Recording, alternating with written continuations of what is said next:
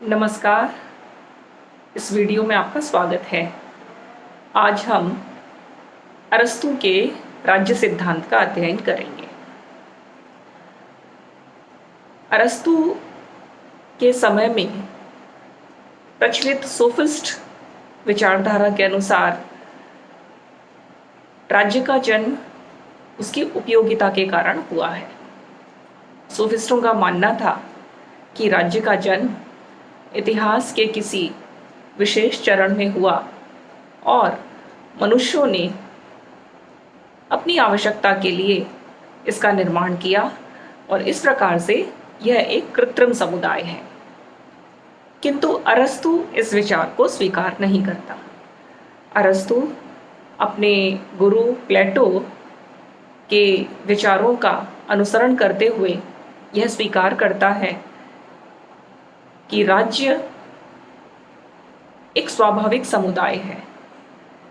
मनुष्य ने सोच समझकर इसका निर्माण नहीं किया, वरन यह मनुष्य के स्वभाव में ही मूल प्रवृत्ति के रूप में स्थित है। अपने राज्य सिद्धांत की व्याख्या वह अपने ग्रंथ पॉलिटिक्स के पुस्तक 1 में करता है। वहाँ पर वह राज्य की उत्पत्ति, उसकी प्रवृत्ति, उसकी प्रकृति और उसके उद्देश्य की व्याख्या करता है।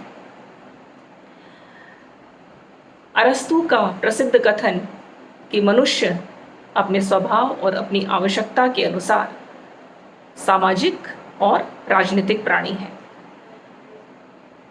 मनुष्य को मूलतः सामाजिक और राजनीतिक प्राणी कहने के पीछे अरस्तू के राज्य सिद्धांत का, या यह कह सकते हैं कि इस कथन से उसके राज्य सिद्धांत पर भी आवश्यक प्रकाश डाला जा सकता है। जब वो ये कहता है कि मनुष्य मूलतः एक सामाजिक प्राणी है, उसका अर्थ यह है कि मनुष्य मूलतः संसर्ग चाहता है। वह अन्य प्राणियों के समान ही अपनी ही प्रतिकृति या अपनी प्रजाति का विकास चाहता है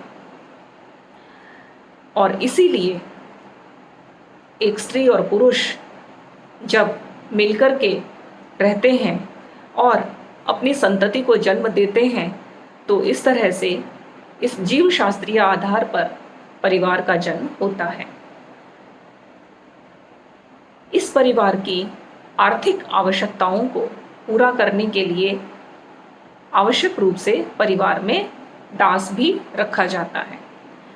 अरस्तू का जो यूनानी समाज था उसमें दास के बिना एक स्वतंत्र परिवार की कल्पना भी नहीं की जा सकती थी और संभवतः इसीलिए अरस्तू दास को परिवार के एक आवश्यक अंग के रूप में स्वीकार करता है।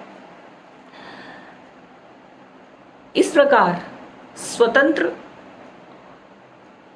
स्वामी स्वामिनी, उनके संतान और दास, इन सब से मिलकर के परिवार का जन्म होता है। इसी परिवार में दास आज्ञा पालन का आदि होता है और स्वामी और स्वामिनी आदेश देने का कार्य करते हैं।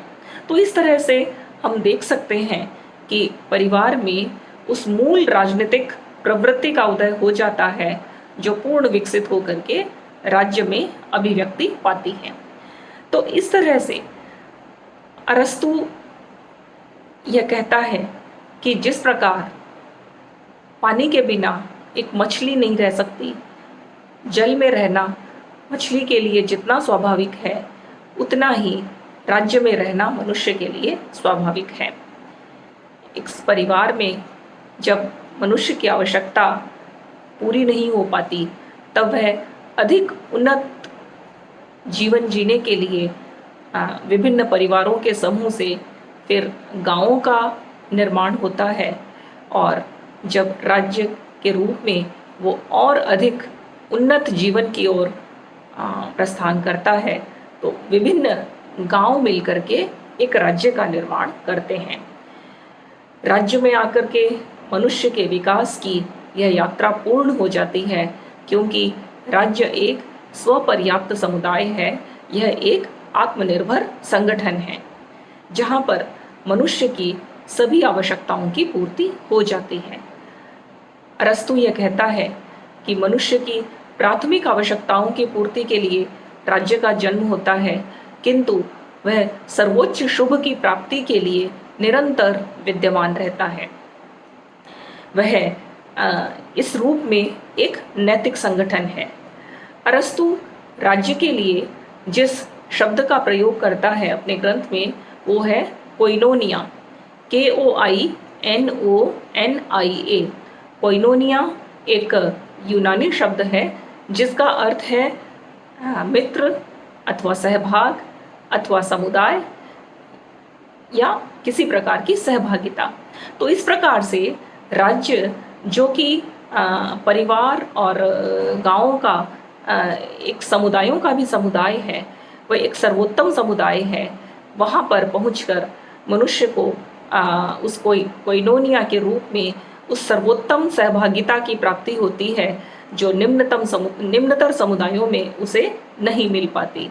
यह सहभागिता केवल प्राथमिक आवश्यकताओं की सहभागिता नहीं है, वरन यह एक बौद्धिक सहभागिता है, यह विचारों की सहभागिता है जो मनुष्य को अपनी स्वपर्याप्त अवस्था में प्राप्त होती है।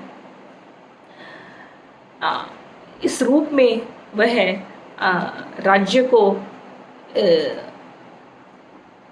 मनुष्य का भी पूर्ववर्ती संगठन मानता है। जब अरस्तु यह कहता है कि राज्य मनुष्य के लिए उतना ही स्वाभाविक है जितना कि मछली के लिए जल है, तो वह इस कथन को और अधिक रूप में अभिव्यक्त करता है जब वो ये कहता है कि जो मनुष्य राज्य में नहीं रहता वह या तो देवता है अथवा पशु, अर्थात मनुष्य यदि है तो उसका राज्य में रहना आवश्यक है। इस प्रकार वह राज्य की इस स्वाभाविक स्थिति को इस रूप में स्वीकार करता है कि मनुष्य राज्य का विचार पूर्वक निर्माण नहीं करता, वरन वह तो राज्य मनुष्य की मूल प्रवृत्ति में ही विद्यमान रहता है, और इस रूप में राज्य मनुष्य का पूर्ववर्ती संगठन है। तार्किक रूप से वह यह समझाता है कि यद्यपि प्रकट रूप में राज्य परिवार और गांव के बाद अस्तित्व में आता है, लेकिन क्योंकि वह एक पूर्ण सत्ता है, एक कंप्लीट ऑर्गेनिक होल है, और पूर्ण का जन्म पहले होता है और उसके अंगों का जो विकास होता है वो बाद में होता है। इसी प्रकार से क्योंकि राज्य एक पूर्ण सत्ता है, तो पूर्ण के रूप में उसका जन्म पहले हुआ और उसके अंगों के रूप में मनुष्य, परिवार और गांव बाद में धीरे धीरे प्रकट होते हैं। इस प्रकार से तार्किक रूप से वह यह समझाता है, न कि ऐतिहासिक रूप में, कि अपने मूल स्वभाव के कारण राज्य एक मनुष्य का पूर्ववर्ती समुदाय है। अरस्तु का यह मानना है कि मनुष्य मूलतः एक नैतिक और अच्छा प्राणी है। वह निरंतर शुभ की ओर और सर्वोत्तम शुभ को प्राप्त करना चाहता है। इसलिए राज्य का कार्य है मनुष्य की इस नैसर्गिक अच्छाई का विकास करना और उसको सर्वोत्तम अभिव्यक्ति प्रदान करना। मनुष्य की इस नैसर्गिक अच्छाई को अभिव्यक्त करने के लिए राज्य हर संभव प्रयास करता है, हर संभव कार्य करता है।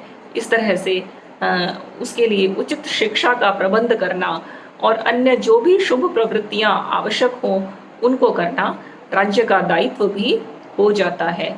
इस प्रकार से अरस्तु राज्य को केवल नकारात्मक कार्य नहीं वरन सकारात्मक कार्य भी सौंप देता है।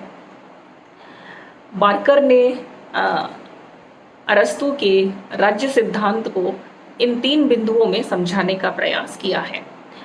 प्रथम तो वो ये कहता है कि मनुष्य एक राज्य एक स्वाभाविक समुदाय इसलिए है क्योंकि वह मानवीय विकास की निरंतरता में उच्चतम अभिव्यक्ति है, और मनुष्य के विकास का प्रत्येक चरण क्योंकि स्वाभाविक होता है, इसलिए अंतिम चरण के रूप में राज्य भी एक स्वाभाविक समुदाय है। और जब वह अंतिम चरण के रूप में मनुष्य की प्रकृति के सर्वाधिक निकट पहुंच जाता है, तो उसका अर्थ यह भी है कि राज्य प्रकृति के भी सर्वाधिक निकट पहुंच चुका है। इसलिए एक प्राकृतिक सत्ता है जहां तक पहुंच करके वह स्वयं प्रकृति के ही समकक्ष हो जाता है। दूसरी व्याख्या ये है कि राज्य प्रकृति जो है वो सर्वोत्तम की ओर गमन करती है और अपने सर्वोत्तम को प्रकट करती है, या इसका हम दूसरे शब्दों में यह भी कह सकते हैं कि जो भी सर्वोत्तम है वह प्राकृतिक है। और क्योंकि सभी समुदायों में राज्य एक सर्वोत्तम समुदाय है, एक स्वपर्याप्त समुदाय है, इसलिए यह एक प्राकृतिक समुदाय भी है। क्योंकि स्वपर्याप्त सर्वोत्तम समुदाय की रचना मनुष्य के लिए संभव नहीं है, यह तो स्वयं प्रकृति के द्वारा ही निर्मित हो सकता है।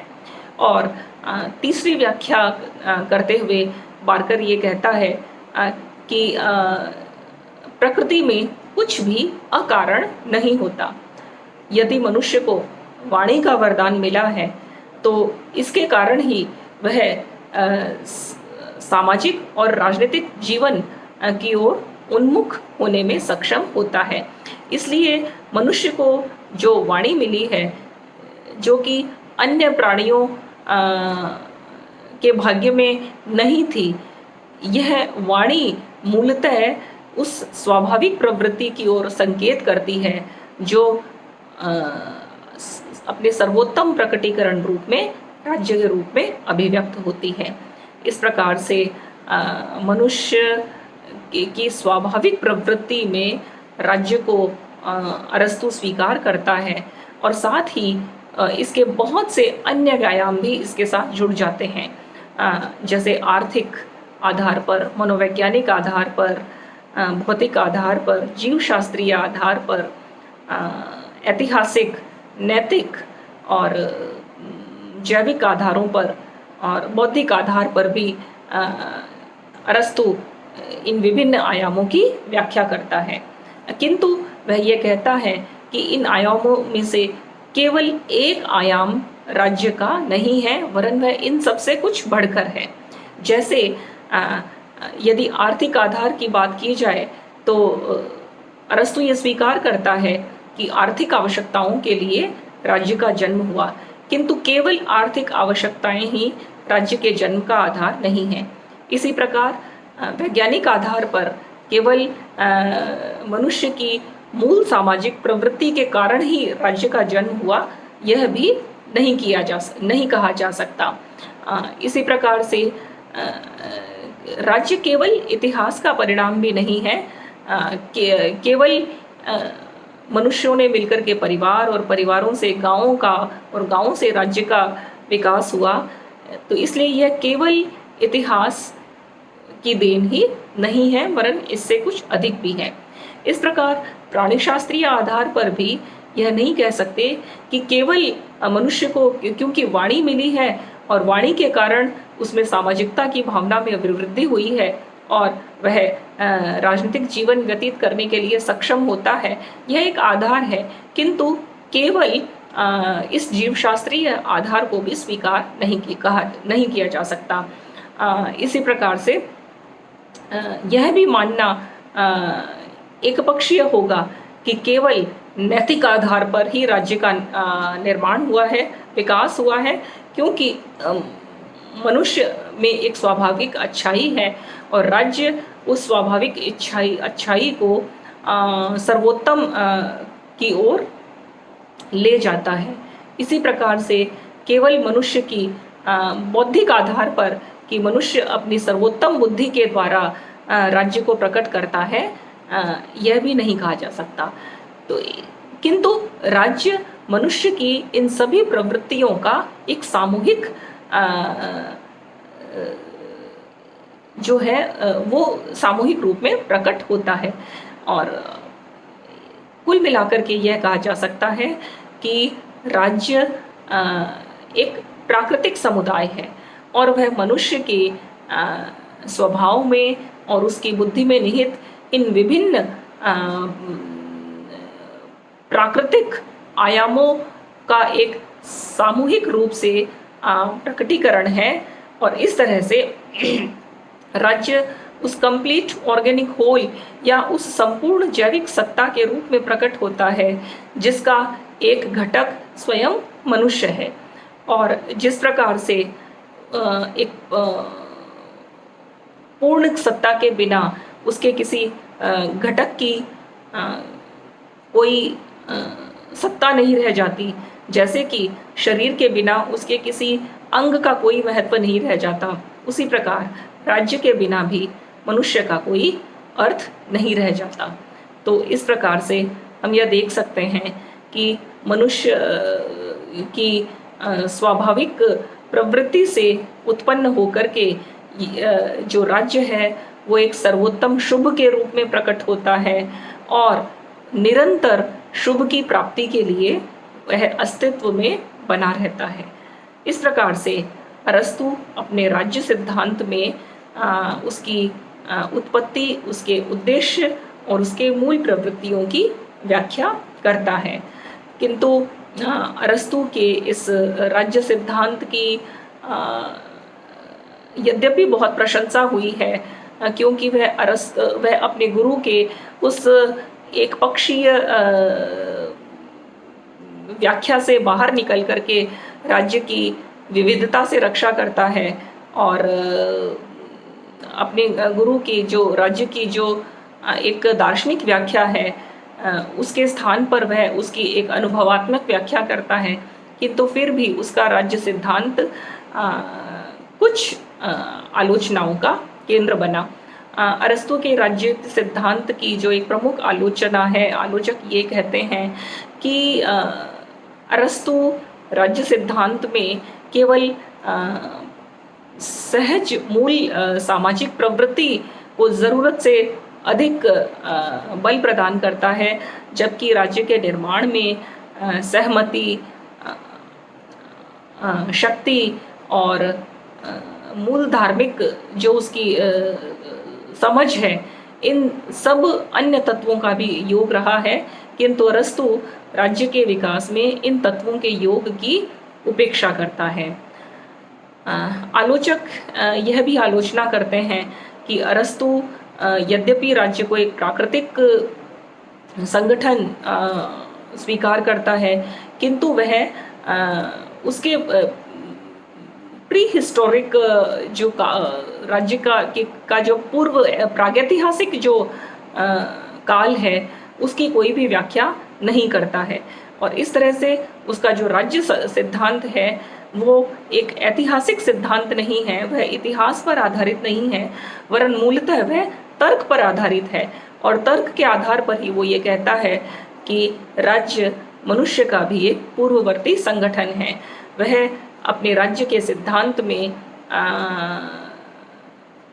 प्रागैतिहासिक और ऐतिहासिक चरणों की कोई भी व्याख्या नहीं करता।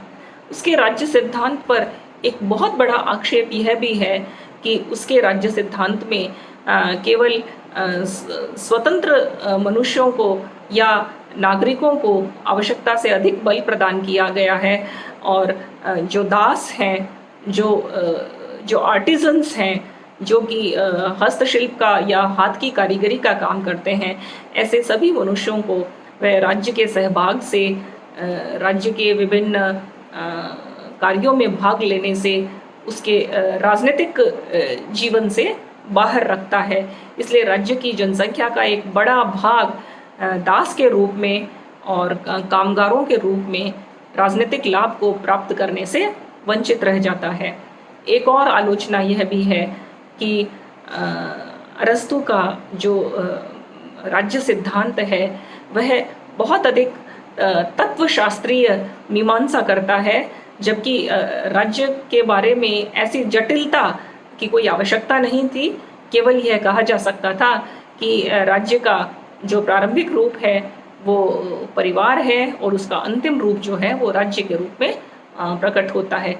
इस तरह से यद्यपि आलोचकों ने अरस्तु के राज्य सिद्धांत की पर्याप्त आलोचना की है, किंतु फिर भी उसका राज्य सिद्धांत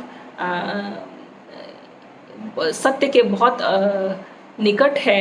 वह उस अनुभवात्मक व्याख्या पर आधारित है जो हम स्वयं भी देखते हैं कि किस प्रकार से मनुष्य अपनी स्वाभाविक सामाजिक और राजनीतिक प्रवृत्ति के कारण राज्य का विकास करता है। और उसके ये जो दो महत्वपूर्ण कथन हैं कि जो मनुष्य राज्य में नहीं रहता वह देवता है अथवा पशु, और मनुष्य मूलतः एक सामाजिक और राजनीतिक प्राणी है, यह उसके राज्य सिद्धांत की व्याख्या करने वाले दो बहुत महत्वपूर्ण कथन हैं। और उसके राज्य सिद्धांत को आज भी राजनीतिक विज्ञान के लिए एक महत्वपूर्ण देन के रूप में स्वीकार किया जाता है। धन्यवाद।